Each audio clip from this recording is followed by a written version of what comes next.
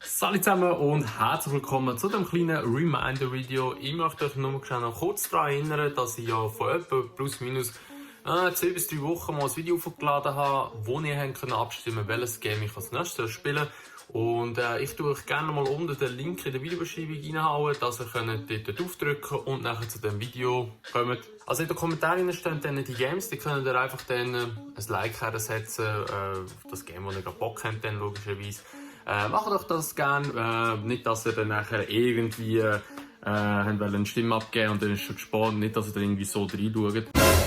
Also darum gebt schon dort noch ein Vote ab und dann nachher kommt dann vielleicht das Game, das ihr ja gewotet habt und ja, wir sehen uns dann im nächsten Video wieder. Jetzt gibt es gerade hier einen kleinen Stream, können wir doch auch mal vorbeikommen, reinschauen, ein bisschen Eigenwerbung machen, twitch.tv/castle.ch ist auch unten in der Videobeschreibung verlinkt, also geht einfach dort drauf, lasst das Follow dort und da sind wir auch mal live dabei, Glocke aktivieren, immer ganz wichtig, auf YouTube wie auch auf Twitch. Und jetzt habe ich glaube ich genug Werbung gemacht.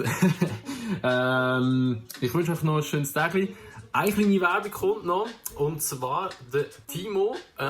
Wisst ihr, wer das ich meine? Genau der zum Beispiel. Oder auch der.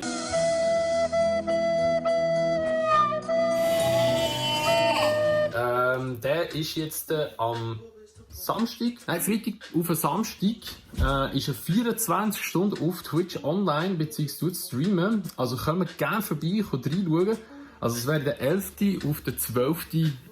September. Kommt gerne schauen dort. Ich will auch ein bisschen am Start sein, will auch ein bisschen mitstreamen. Nicht 24 Stunden, ich bin nicht lebensmüde. Aber ja, kommt doch vorbei. Schauen wir zusammen ein bisschen, was der Timo macht. Gut, dann war es das mit dem kleinen Video. Merci vielmals fürs Einschalten und wir sehen uns einfach im nächsten Video wieder oder im nächsten Stream. Bis dahin wünsche ich euch mal ein schönes Tag und ciao.